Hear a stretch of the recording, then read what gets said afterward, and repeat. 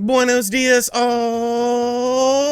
RGT85 here. Hope everyone's having a great day. I've been up since very early this morning, working on various things, including this video. If this is your first time on the channel, be sure to hit that subscribe button. If you really enjoyed the video, be sure to like it and share it around. Leave me some comments too. But without any further ado, let's talk about what's going on in the world of video games, and we're going to start things off with the Intellivision Amico. Now, you might remember back in like 2018, if you're a longtime viewer of this channel, I did talk about the Amico because I was interested in it. I like new hardware. I like fun stuff, you know, stuff that's kind of a bit different than what all the other companies are doing. And the Amico looked like it was going to be something like that. Of course, as time has gone on, there's been so much stuff about this system, both, you know, from the financial standpoint of it, so is it a scam? There's cultists who love it, there's cultists who hate it. It's a very bizarre situation. I talked about it a bit more in depth on my second channel a couple weeks ago. Make sure you guys check out that video, but my train of thought was always something eventually will come out. I think they're gonna, you know, eventually release something, because you have to get those founders editions out there. People who pre-ordered it and invested money in it, which, you know, probably wasn't the best idea, but I thought something would actually come out, and it seems like something might actually be coming out, because yesterday, after a few weeks of radio silence, there was a video that popped up on the Intellivision Amico channel unboxing the system and playing around with it. And I mean, it's very convincing. Like, I definitely think that whatever is going on the screen is indicative of the system itself. The box of the system looks kind of weird. It says like video game console on it. It's like, well, no shit. Like, what else is it going to be? I guess the joke is that it kind of looks like a foot bath where you put both of your feet in there and, you know, you massage and get hot water on your feet and stuff. So maybe if it gets into Bed Bath and Beyond, they don't want to be, you know, pigeonholed with the foot bath stuff. But just looking at the system, like, okay, you know, you showed a product, you showed something coming to fruition with this, but it still doesn't mean it's necessarily good. You know what I'm saying? It's still, at the end of the day, really just a bunch of mobile-esque games from like 2012 running on this system. There's nothing that's really going to make people outside of the Intellivision fans that are, you know, fans of the brand of Intellivision, maybe grew up with it. I don't really think there's anything that's going to make an outsider really want to get their hands on one of these, because I mean, just look at the games they've showed off. Like, it's all been very simplistic stuff, and that's sort of the motif of the system. But it's like, at that point, you have a cell phone, and I hate to be like the you know, the Blizzard guy. Don't you have a cell phone? But it's like, you do have a cell phone, okay? So if you want to play games like this, you can already play them on a device you own without having to spend $250. But I will give them credit. You know, it does seem like there has been a shift in mentality, more or less, you know, instead of just talking about it, being about it, which I think is very important when it comes to this, you know, and video games in general, because you could sit there and tell people, oh, this is what's happening, this is what's happening, but until you actually show people what's happening, nobody's gonna believe you. And I mean, there's just been so many instances over the years of companies saying one thing and then the product maybe doesn't ever come out, but if it does come out, it's completely different than the other thing. So I do give them respect for that. I wish them well. I don't think this will be a success at all. I think I'm still of the mindset that they're going to get those founders editions, those pre-ordered editions out there, and then, you know, that's it. They're going to set sail on it. But it's a very interesting community built around the Intellivision Amico. Like I said, if you want some more of the back end stuff, you know, check out my video on the second channel about it. I go a little bit more in depth, but it's been absolutely fascinating. And it seems like the fascination is now growing once again, because there's a system unboxing for a system that was supposed to come out years ago, and the games kind of suck. They don't really look all that fun, but yeah, there you go. Next up, I made a scathing video talking about Gran Turismo 7 the other day because I was pissed off. And yes, after that video, I did buy Forza 7. I picked it up physically, and that's what I have been playing, because I just don't see myself going back to Gran Turismo 7. I like the core game. I like the visual style of the game. The core game itself is a great experience, but the things like having to always be online in order to play single player stuff, the things like doing patches and updates to the game in order to decrease the amount of credits you get, is really just disappointing. Like, I get that they want to stretch the game out and they want you to play the game for a while, but grinding was like a part of the game. You know, it's always been a part of the game. Being able to sell your cars was always a part of the game that would let you, you know, get a little bit ahead and get that car that you really want or something like that, instead of having to spend real world money.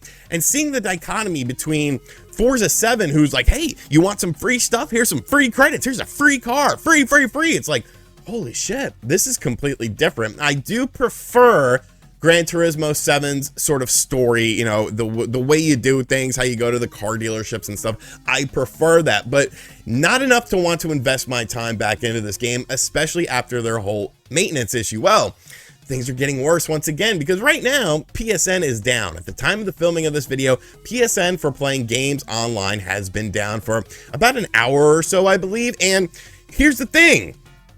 You still have to be online in order to play Gran Turismo 7. So not only do we have to worry about the servers of the game itself, but we also have to worry about the PSN servers. And it's like, read the room.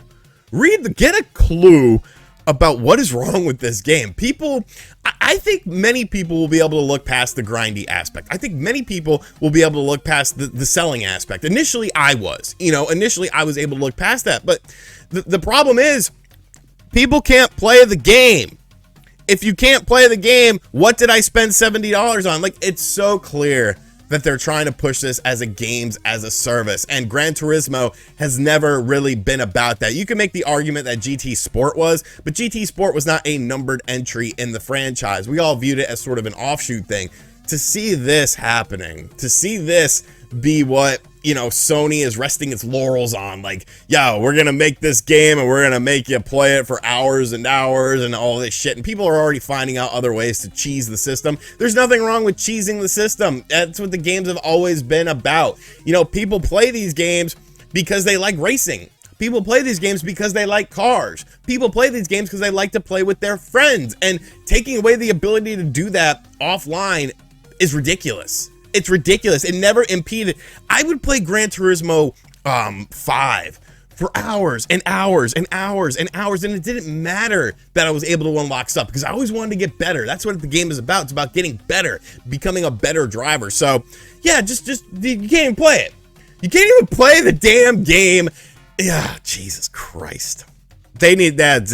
And you know what's funny is Spawnwave even mentioned to me that there's some literature out there for the game when it was initially unveiled that you could sell cars. So they took that away at the last second, probably, to be like, oh no, screw you, you're not getting anything with this game. So Gran Turismo 7, you could still burn in hell because you can't play the game. So what's the point? Just buy Forza 7. Like, if you have an Xbox, buy Forza 7. Can't get it on Game Pass because of the licensing shit, but you could buy the disc, pop it into your Xbox system, and have fun. And you know what? That's what I've been doing. And finally, do we have a potential Game of the Year watch for a Nintendo Switch game that is coming out this week that I am very, very excited for, with Kirby and the Forgotten Land. Now, initially, I made a video on Kirby and the Forgotten Land. I really enjoyed it. I played the demo. I thought it was really fun, really good-looking game. I love the new gameplay mechanics. I was sold on the game. It's definitely what I wanted to see from Kirby. Not a complete open-world adventure, but definitely a more open adventure. And, of course, it's on a 3D plane instead of a 2D plane, so you can do a little bit more with that. Well, reviews just went out for this game. The game is currently up on Metacritic with about, I think, 65 reviews right now. So we're going to talk about some of these reviews, look at the overall score, and see if this is a potential Game of the Year candidate, at least for the Nintendo Switch. All right, so we're sitting at an 85 on Metacritic right now, 62 positive, 3 mixed, and you're saying, oh, the 85 is low for a Game of the Year. And it's like, I mean, you're not wrong. You're not wrong, especially with what we're anticipating coming out this year, but I feel like this is a game worth talking about in that discussion, at least for the Nintendo Switch. Now, as you can see here, there's a bunch of different reviews. We got 62 positive, 3 mixed reviews, so we're just basically going to look at 2 of these reviews. We're going to look at the Destructoid review, which is overly positive at a 95, and then we're going to check out the worst review for the game, or the worst scoring review. You can see here lots of good stuff coming in with Us Gamers, the publication Us Gamers, coming in with a 65. So over on D-Toy, the hallmark of excellence. There may be flaws, but they are negligible and won't cause massive damage. A 9.5 on a 10 scale. And you can see here that, like, this person was very overly positive about the game. This is a game that they wanted. They are obviously a Kirby fan. He pretty much says it here. Hi, I remember the first time I stumbled across the existence of Kirby. It was in a Nintendo Power magazine promoting the NES game, and I knew I just had to play it. I mean, obviously, dude, the NES version was freaking awesome, but this is obviously a bit of an OG if he remembers Nintendo Power and playing NES stuff, so I'm definitely listening to this person. Basically, what seems like what it comes down to is most of the challenge comes from the secret Waddle Dees and how you are able to get those if you want to do things like that. And then there's also the Treasure Road challenge, which are timed courses, kind of like the Mario Sunshine Flood levels, but less intense. I mean, it is a Kirby game. The game itself looks absolutely beautiful. They played 50% of the game with Waddle Dee by my side. You can play in co-op after the short tutorial, so that's kind of cool if you got someone to play it. If you try to do everything, as in finishing all the evolutions, get every gotcha toy, and save every Waddle Dee, it could take up a very good chunk of time. Again, it's old school in that there's a lot of stuff to do in the base game, but it has a new school approach of not gating a lot of it off, meaning that you can do it if you want to do it, but if you don't want to do it, that's cool. So I like that. You know, I like the more optional stuff. It gives you a different experience than someone else may have. Now, let's take a look at the negative review here. All right, so here's our 6.5 review, or 65 out of 100. Once again, don't send this person any hate. It is literally someone's opinion about a video game. If this makes you upset, go outside. It's not a big deal. But I do want to see like why necessarily they didn't like the game, and why, or what about it, and maybe not necessarily what they didn't like, but why they decided to give it the score they did. Forgotten Land rewards players who know to look under every rock and behind every structure, and you get a pretty good grasp on level design fairly early on. So, you know, here we have the stuff here. Kirby is a fun character to control, some clever ideas amidst some of the game's stages, a fair bit of replayability for completionists, and local cooperative play. That's what they liked. What they didn't like: simply too easy, a visual step back from other Nintendo Switch series or titles, maybe too old school in its structure. The game's soundtrack can become very quickly, or the game's soundtrack can very quickly become grating. Jesus, I can't read this morning. So I think this is interesting because simply too easy. Like, yeah, we've talked about that with games like Star Allies before, which people still love. That was my problem with that game. It was simply too easy, but it does seem like there's more challenge with this game because of the extra added stuff. You know, it kind of reminds me of a lot of 3D platformers. You know, Mario Odyssey isn't a challenging game. New Super's Lucky Tale isn't a challenging game, but there's challenging aspects of the game that you can access as you play throughout the game, which is probably like the Treasure Road stages would be in this game. A visual step back from other Nintendo Switch titles. Now, I find that very interesting because I thought this game looked absolutely gorgeous. Like, look at, like, they had that water effect and stuff. You have a bunch of different levels that you go into. Like, does this look like, I can't make it bigger, but does this look like a step back? Oh, I can go bigger. Maybe? I don't know what it did. I don't like the way this, I'm not a big fan of your guys' layout here. I think we should optimize this layout a little bit. All right, let's get back into the main review here. But I think the game looks really good. But, you know, obviously beauty is in the eye of the beholder. And this person obviously didn't like the game that much. You know, they enjoyed it to some extent. They had some fun with it, but not as what they were really wanting it to be. And one thing I've been seeing a lot with a lot of these reviews, just skimming through them, is the whole open world sort of topic, because people are saying, well, it's not a really open world, it's more of a linear open style game. But is that bad? Like, is that bad? I just feel like we're getting to a point with Game of the Year contenders where it's like, it has to be a specific type of game. And really, remember, Game of the Year doesn't matter. It's all subjective. It's all what you think, not what a bunch of, you know, a panel of experts think about a game. But really, it's like there's two types of games that are considered for Game of the Year, and then everything else is just kind of forgotten about, at least in the past, you know, 4 or 5 years. It's like, it has to be a single player, story-driven narrative game that has some overarching story and all this stupid story stuff, like a serious tone and lots of dialogue, or it has to be a smaller indie game that just surprised a lot of people. Anything outside of that doesn't seem to be able to be talked about in the Game of the Year competition. You know, a game like this, you know, a game like Kirby and the Forgotten Land, a game that looks really good and plays really good, it's fun, maybe it's a little bit on the easy side, but there is additional stuff to do within the game. This doesn't get nominated, this doesn't get looked at, it gets put into like the family category because it doesn't have a story. You know, things like racing games, you know, Forza Horizon 5 last year, I think it's Horizon 5. Horizon 5, nobody talked about it in the Game of the Year, even though it was one of the highest rated games of the year because it's a racing game. And I don't like that.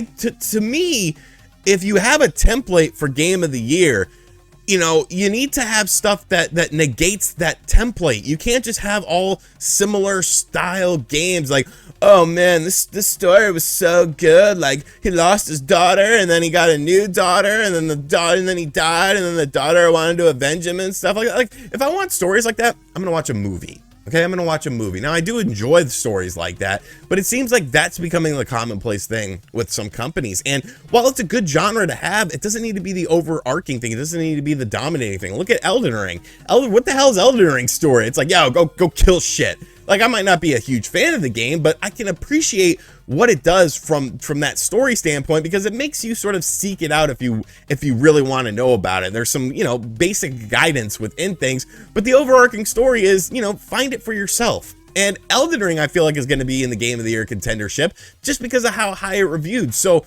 we need more games like that. We need a variety of stuff. We need games that maybe appeal to a mass audience, maybe games that appeal to a hardcore audience, maybe games that appeal to the narrative-based audience, but just to pigeonhole everything.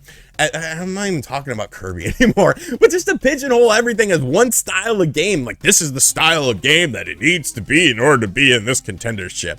I'm gonna start my own Game of the Year awards, but is Kirby potentially a Game of the Year contender for the Nintendo Switch? I say yes. I think that this game will, you know, sort of stand the test of time. I think people are really going to enjoy this game just based on what we've seen so far, what I've played so far in that demo, and I'm really looking forward to the final product. I will have a video up whenever I have gotten to a good point of completion with that game, or just, you know, far enough into where I'm comfortable talking about it, but I am really looking forward to it. Let me know in the comment section down below if you're ready for Kirby, because Kirby is coming, and he's the throat goat, baby! Deep throat that I can't say that.